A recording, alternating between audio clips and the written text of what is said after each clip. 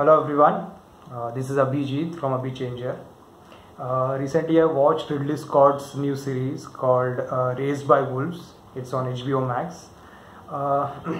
See, honestly, I'm pretty much disappointed with this series. I mean, generally Ridley Scott's के आप movies देख लो तो जैसे Alien है, Blade Runner है या Gladiator, Martian.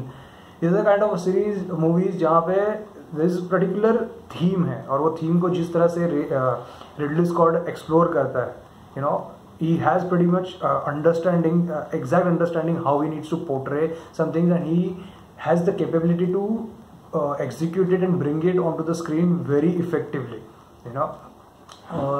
तो Raised by Wolves seems like a very disappointing and very confusing affair. Exactly ये सीरीज का थीम क्या था वही मेरे को समझ में नहीं आया. I mean, कभी see there are different themes that he has explored, he's tried to explore, जहाँ पे it is about gods versus atheists, humans versus androids, raising children, survival and feelings that humans or androids can have. So these are the different kind of themes he wanted to explore through the series. But problem ये है कि इनमें से एक भी theme they couldn't explore in properly or consistently throughout the 10 episode series. तो उसकी वजह से it's a pretty much fragmented और कंफ्यूजिंग अफेयर. उन लोगों का एक भी मैसेज ठीक से डिलीवर या कन्वे नहीं होता. ठीक है. सो कभी ऐसा रहता है this is a story about Mother, जो एक एंड्रॉयड मदर है who has been given a task to raise the children on a new planet. तो this is about this is a story about Mother. तो जैसे हमको लगता है कि this is a story about her, तो focus children पे हो जाता है. जब when we get convinced कि this is a focus about children, तो suddenly there's a war between these people who believe in God, जहाँ पे इन लोग they talk about Saul like God, और so God versus atheist. तो ये necromancer जिसका ये मदर है, उन दोनों के बीच में फाइट होता है. तो जब हमको लगता है ये this is about them, तो सडनली वो मदर का खुद का कोई एक पास्ट आ जाता है. तो इसकी वजह से प्रॉब्लम ये हो रहा है कि एक भी थीम ऐसा कंसिस्टेंटली एक्सप्लोर नहीं हो रहा है. You as an audience get confuse कि exactly what they are trying to portray. तो उसकी वजह से this is a very failed attempt. It looks like it actually a failed attempt. ठीक है. See first they give a very proper introduction to Mother. She is a kind of a person who has been given a task to raise the children. तो लेकिन problem यह है कि first episode में ये दिखाया जाता है कि how she is capable of destroying the entire planet, और जिस तरह से वो लोगों को मार देती है just by the power of her eyes. तो वो एक बार जब एस्टैब्लिश हो जाता है शी इज सो पावरफुल, उसके बाद तुम लोग ये दिखा रहे हो कि कोई 4-5 सॉल रिप्रेजेंट करने वाले, सॉल में बिलीव करने वाले, गॉड में बिलीव करने वाले सोल्जर आके उसको ट्रबल कैसे करते हैं और उसके यहाँ से वो बच्चे लोग लेके जाते हैं, which is ridiculous. It's not believable. यार तुमने पहले दिखा दिया she has actually destroyed the entire planet. तो इन 4 जन को मारने के लिए उसको इतना डिफिकल्टी होगा क्या? She has ample opportunities to kill Travis female का जो कैरेक्टर है का किलर, भले वो एथेइस्ट हो या जो भी हो, she had enough chances to kill him. और जब भी उन लोग केव में भी छुपे हैं, she can easily sniff them out. It's not really difficult for her. ठीक है. See I am not saying it can not happen, but make me believe as a director, as a film maker, कि तुम लोग ऐसा कुछ smartness दिखाओ ना. This people this soldiers don't even look like they have enough ammunition और they are smart to outsmart the Mother, because she is so damn powerful and so smart. तो वो पूरा एंगल जो था कि she is trying to protect her children and these people are trying to do something, तो वो पूरा angle ही मेरे को it was not believable for me. ठीक है.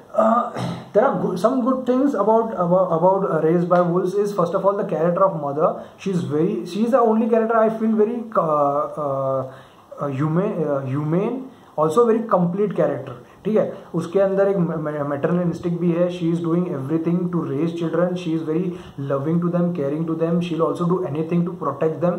और उसका खुद का एक पास्ट है जिसके वजह से उसको एक ह्यूमन एक एलिमेंट मिल जाता है जब वो पास्ट में चली जाती है. तो वो सब चीज़ें एंगल उसके लिए उसका एक स्टोरी देखने में बहुत मजा आता है. ठीक है. Another thing is also when she actually goes to explore her past, when she meets her creator, that is one of the best moments for me from the series. That is only one of the very powerful moments जहाँ पे we get to know कि past में क्या हुआ था.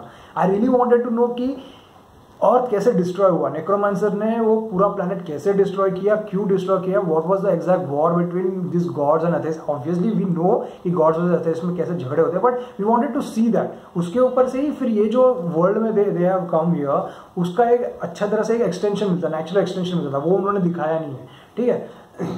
There is also the scenario between Father, Mother and Campion, इन दोनों के तीनों के जो सिनारियोज है, जो कन्वर्सेशन, एक दूसरे के झगड़े, एक दूसरे के जो लोग एक दूसरे सरकाजम बोलते हैं, फिर ये फादर का जो खुद के एक जोक्स होते हैं नॉक नॉक के, या कैंपियन के खुद के ही is a very smart person, very special person, so उसके जो मदर के साथ झगड़े होते हैं, द काइंड ऑफ क्वेश्चंस ही आस्क, तो वो screenplay has been written very well, but that is the only thing. ये तीन जन के जो सिनारियोज है वही मेरे को थोड़े अच्छे लगे। बाकी दिस ट्रेविस फिमल का जो कैरेक्टर है, ही इज़ फर्स्ट, वो थोड़ा अथेइस्ट रहता है, उसके बाद ही स्टार्ट्स लिसनिंग टू वॉइसेस, उसकी बीवी के साथ उसका जो झगड़ा चलता है, उसके पॉल के साथ उसके जो बातें हैं, फिर द एंटायर सिनारियो जहाँ पे दे हाइड इन दैट केव्स, वहाँ पे जो एंशियंट कोई तो एक सीक्रेट बंदे को उन लोग एक्सप्लोर करने दिखते हैं, then they go to this structure of God का स्ट्रक्चर मेज उधर जो होता है, दिस ऑल थिंग्स वो प्रीटी मच, मतलब मेरे I wanted to ignore this, they were very dull, very weakly executed, very weakly written. तो ये सब चीज़ें दैट वो avoid, for me it was avoidable, मुझे ज़रा भी इंटरेस्ट नहीं था उस चीज़ में, that's why it felt like it's a very forgettable series, ठीक है। तो चिल्ड्रन का एंगल एंड चिल्ड्रन का जो स्क्रीन प्ले है, कन्वर्सेशन है, which is fine, not great, not bad, though fine, it was acceptable. Then action and chases. See, Ridley Scott is really known for his intricate details about anything he does. जैसे आप alien देख लो, तो alien का जो structure है, जिस तरह से एलियन भागता है, मारता है लोगों को, उसके अंदर जो फ्लूइड निकलता है, ऑल दिस थिंग्स, ग्लैडिएटर देख लो, मार्शन देख लो, ब्लेड रनर देख लो, he is actually known and respected for detailing. Raised by Wolves में I think only in the first few scenes जहाँ पे that android Mother is raising children, जहाँ पे वो छोटे बच्चे को हाथ में लेती है, that is done really आर्टफुली, that craft was amazing. But rest of the actions, rest of the fights, rest of the even animals, that ये जो जब भी इन लोग आते हैं, जो एक्शन तो इतना, it is ridiculous, action is very ridiculous, उसमें ऐसा कोई पावर नहीं है जब वो मारा मारी करती है। The only thing I like is when this Mother becomes necromancer, और जो हवा में उड़ती है और बाद में सब लोग को चिल्ला के मारती है, that was good. But all though soldiers when they try to attack her, वो एकदम रिडिकुलस है। आई मीन उन लोगों में ऐसा कोई इम्यूनिशन ही नहीं है power. I mean you are the dominating species, you had destroy the entire planet, तो तुम लोग को तुम्हारे पास कितना टेक्नोलॉजी है, you have build necromancer, but तुम्हारे पास ऐसा कोई टेक्नोलॉजी नहीं है कि तुम उसके साथ भिड़ सकते हो। तो वो सब एक्शन चीज इतना रिडिकुलस था। प्लस वो जो एनिमल्स भी आते हैं रात को या सुबह जो मारने आते हैं, उन लोग का वो भी एनिमल्स है, डेडली लगते नहीं है, उन लोग को इतना इजीली लोग पकड़ लेते हैं, फिर उसको चेज भी इतना रिडिकुलस है। So action and chases are not that great, so ऐसे बहुत सारे चीज़ें हैं रेस बाय वुल्व्स में जो they are very weakly dealt. इसके वजह से it doesn't even reaches the threshold of what Ridley Scott ventures normally are like. Okay, then yes, stable character. See, if you have watched Westworld first season, I'm not saying there are similarity between Westworld and Raised by Wolves, but see, any sci-fi character, any sci-fi series or any story if you try to take, यहाँ पे ऐसा होता है कि एक android Mother है जिसको आप ह्यूमन एलिमेंट दिए है, ठीक है, और बाद में फिर बाकी सब कैरेक्टर्स भी आप देख लो रेस्ड बाय वुल्व्स पे, everyone is pretty much confused about their existence and there objective. जैसे मदर है, शी इज एन एंड्रॉयड, तो उसका she is pretty much clear कि स्टार्ट में कि उसका सिर्फ एक ही ऑब्जेक्टिव है कि उसको चिल्ड्रन रेस करने हैं and she will do anything to protect them. But धीरे धीरे शी स्टार्ट्स गेटिंग कंफ्यूज, जब उसके दिमाग में वो जब when she goes to that pod और उसके क्रिएटर को मिलती है, तो उसके दिमाग में बहुत सारी चीज़ें चालू होती है कि उसका समझ में आता है उसको करना क्या है। Lot of things she starts understanding about herself, about children and her and objective.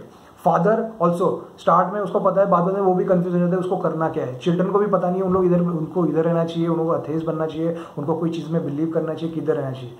फिर ये ट्रेविस फिमल का भी जो कैरेक्टर है मार्कस, वो पहले अथेइस्ट है, बाद में उसको वॉइसेस सुनाई देने लग रही है। सीधे स्पॉइलर फील्ड डिस्कशन, ओके।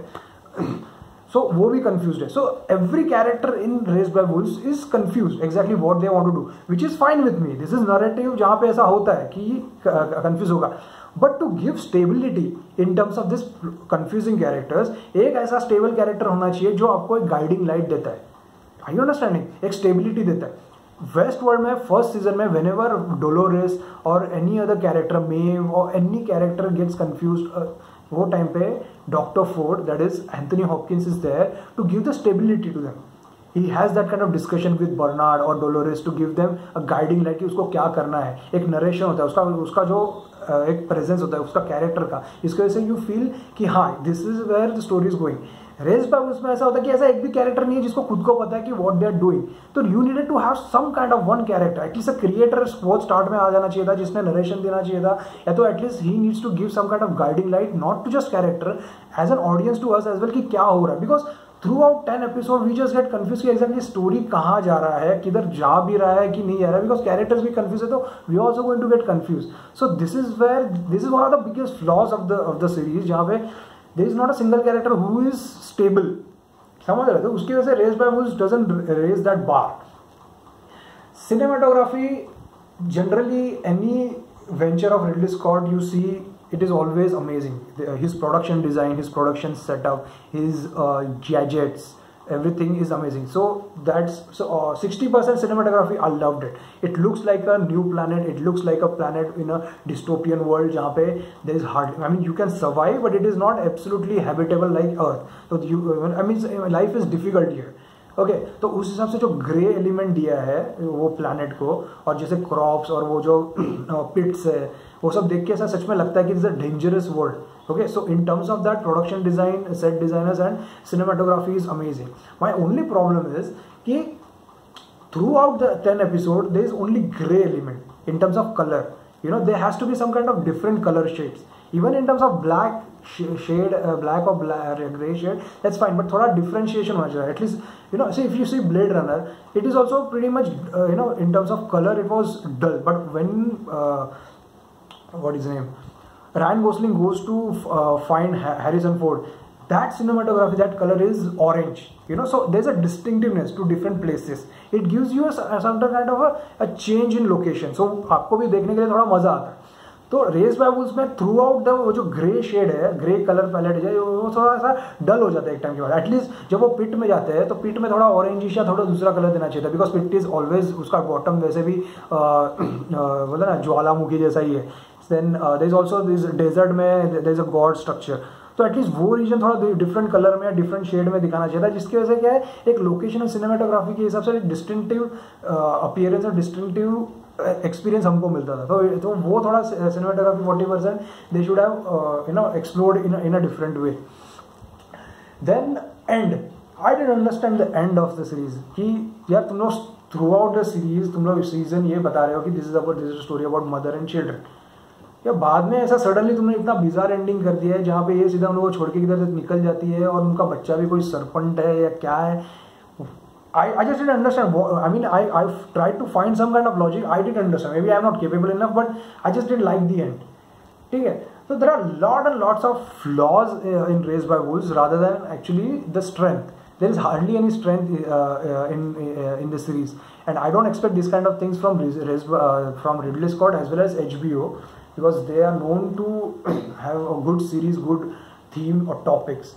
तो रेस बाय वुल्व्स का मेरे को एक तो यही नहीं समझ में आया कि उनका एग्जैक्टली इंटेंशन क्या था, मैसेज क्या था दिस सीरीज का। ठीक है, they are pretty much confusing affair, also it's a very forgettable series. 2-3 दिन में I don't even remember any scenarios और एनी कैरेक्टर्स। ठीक है, performance wise this is a good cast, I'm not saying it's a great cast, but they have done whatever has been asked by them, because see problem narrative में है, उनमें performance में इतना कुछ है नहीं, उतना मतलब तुम्हारे narrative में power नहीं तो performance actors इतने कुछ कर नहीं सकते। I like the character of mother, she was amazing, curious थी, she's also loving, she's also dangerous, so she displays those kind of emotions and capabilities in a very nice way. Children, I really want to appreciate this guy called I don't know his name, Campion, amazing actor, amazing child actor, जिस तरह से वो curious रहता है, smart रहता है, you know the kind of questions, smart questions he asked, he was amazing. And that's why I wanted to see कि what it is so special about him, कि आगे जाके क्या होने वाला है, does he have some kind of power or something which they didn't show, you know, इसमें series में कुछ दिखाया. But he has done amazing job. Even Paul as a child actor, he has done amazing job. Travis Fimmel, I liked him. I mean, I'm still his fan from Vikings. तो Viking का थोड़ा बहुत अभी इसमें भी उसके वो expression दिखते हैं, बिकॉज यहाँ पे भी वो he is trying to find God. तो sometimes he is brutal, sometimes he is maniac. जैसे वो वॉइसेस सुनने लगता है तो जिस तरह से वो मेनियक के लिए उसके एक्सप्रेशन जो है which is amazing, is signature expression. तो Travis Fimmel also has done good. Even the Father and this Mary, she has also done a good job. So overall, I think there is no problem with the actors. It's the only problem with the plot. So I don't know whether they are going to come with next season or this was the end or something. But if they are coming, they should really, you know, focus more on the objective. Exactly what is the message they're trying to convey. There has to be, see, it's okay if you're trying to explore multiple themes. Most of the series or movies nowadays, they explore multiple things. That's fine. But at least you have to, there has to be a justification to each and every theme that you are exploring. अगर वो एक भी theme properly explore नहीं हो रहा तो कोई मतलब नहीं है. It becomes a very forgetful experience and a confusing affair. So I hope second season में if they are coming, you know, they do a good work on screenplay and direction. Let's hope. Thank you.